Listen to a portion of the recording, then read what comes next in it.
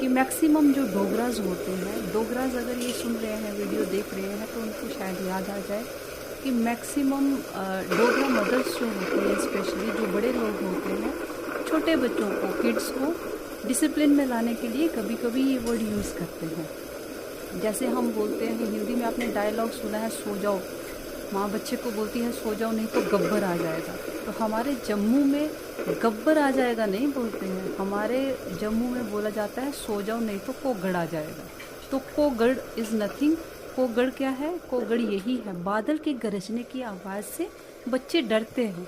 तो बच्चों को डिसिप्लिन में लाने के लिए कई बार माँ उनको बोलती है कि सो जाओ नहीं तो कोगड़ आ जाएगा। तो कोगड़ क्या है? यहाँ पे बादलों का गरजना, जो वो साउंड प्रोड्यूस होती है, उसको बादल के गरजने को वो वर्ड दिया गया है कोगड़, बच्चों को डिसिप्लिन में लाने के लिए।